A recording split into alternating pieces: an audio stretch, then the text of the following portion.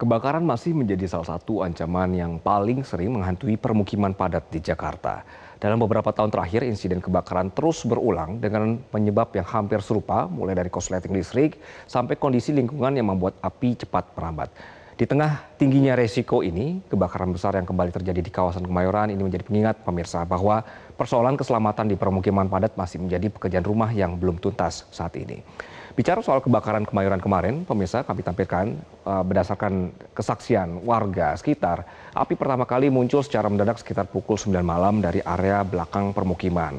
Kemudian reaksi cepat kobaran, aliran listrik yang mengalami arus pendek ini memercikan api yang langsung menyambar ke struktur bangunan. Warga sebenarnya sempat berupaya ya untuk memadamkan api secara mandiri menggunakan 3 unit alat pemadam api ringan atau juga APAR milik RW 04. Namun karena apinya sudah terlanjur membesar dengan cepat sehingga ini sulit dipadamkan.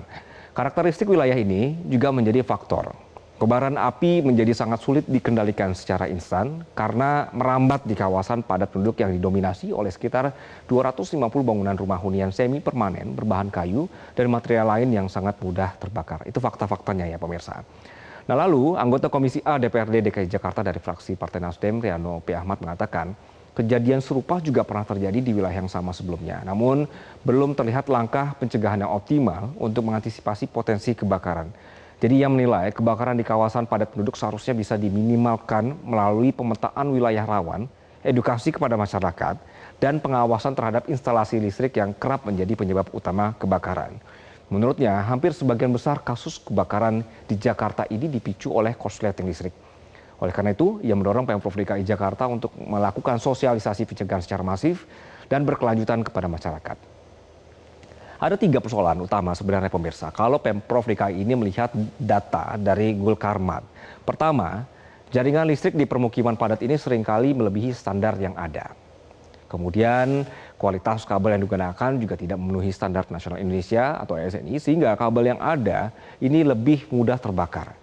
Nah, poin ketiga juga adalah pemakaian listrik yang kurang bijak oleh masyarakat. Ini juga menjadi beberapa faktor yang menyebabkan banyaknya kebakaran di permukiman padat.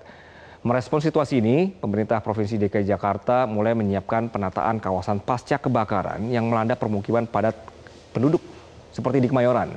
Nah, staf khusus Gubernur DKI Jakarta bidang pembangunan dan tata kota Nirwono Yoga mengatakan saat ini penanganan fokusnya adalah tanggap darurat dulu. Nanti akan dievaluasi dan membenahi berbagai jaringan utilitas di kawasan tersebut. Misalnya listriknya bagaimana, gasnya gimana, sampai air bersih supaya nanti kawasan ini bisa ditata lebih baik dan lebih aman bagi warga. Ia mendorong dilakukannya audit jaringan di kawasan padat penduduk karena berdasarkan data Dinas Penanggulangan Kebakaran dan Penyelamatan atau Gulkarmat DKI Jakarta, 70% atau 7-80% kebakaran di Jakarta ini dipicu persoalan kelistrikan.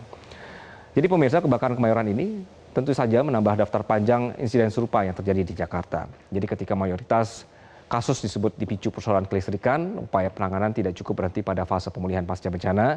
Seperti tadi, audit jaringan, penataan kawasan, dan juga edukasi kepada masyarakat juga langkah penting untuk menekan resiko kebakaran di masa mendatang. Sebab tanpa ada perbaikan yang menyeluruh, tragedi yang sama akan berpotensi terulang kembali. Jelajahi cara baru mendapatkan informasi. Download Metro TV Extend sekarang.